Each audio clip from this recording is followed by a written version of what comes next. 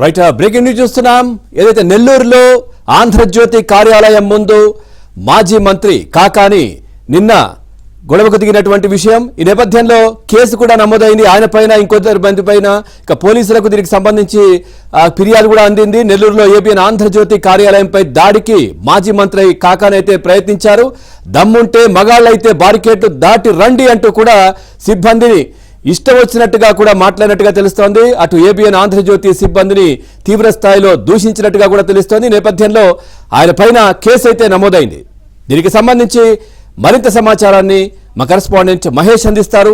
మహేష్, పవన్, నెల్లూరులో నిన్న రోజున ఆంధ్రజ్యోతి కార్యాలయం ఏబిఎన్ ఆంధ్రజ్యోతి కార్యాలయం పైన దాడులకు పాల్పడాలి, గందరగోళం సృష్టించాలి, శాంతి భద్రతలకు విఘాతం కలిగించాలని వైసీపీ కుట్రలు చేసింది.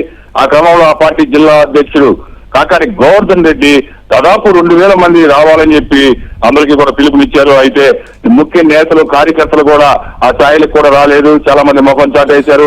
చివరికి 200 లోపు మందితో వాళ్ళు అక్కడ ధర్నాకి, ఆందోళనకి దిగారు. వాళ్ళు కార్యాలయం వద్దకు వచ్చి దాడి చేయడానికి ప్రయత్నిస్తూ ఉంటే పోలీసులు ఇమీడియట్ గా ఈ ఏబిఎన్ ఆంధ్రజ్యోతి కార్యాలయానికి దాదాపు 4 దారులు ఉంటాయి. 4 దారుల వైపు కూడా పోలీసులు మోహరించి శాంతి భద్రతలకు విఘాతం కలిగించకుండా పట్టించుకున్నటువంటి బందోబస్తు ఏర్పాటు చేశారు.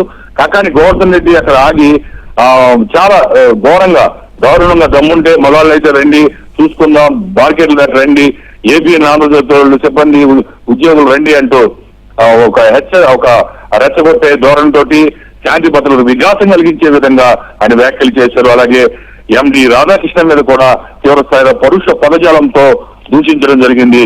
వీటన్నిటికి సంబంధించి ఈ పరిణామాల పైన ఆంధ్రజ్యోతి బిఎం కె హరికృష్ణ నిన్నటి రోజున పోలీసులు ఫిర్యాదు చేయగా పోలీసులు కాకాని గోవర్ధన్ రెడ్డి మరి కొంత పైన కేసు నమోదు చేశారు.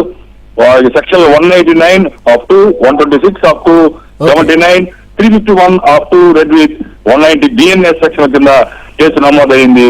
నిన్నటి రోజున వైసీపీ మాజీ మంత్రి కాకాని గోవర్ధన్ రెడ్డి మరి కొంతమంది అక్కడ చేసినటువంటి గందరగోళం, నెట్టుకొచ్చే ప్రయత్నాలు అన్ని కూడా తీవ్ర విమర్శలు తావిస్తూ ఉన్నాయి.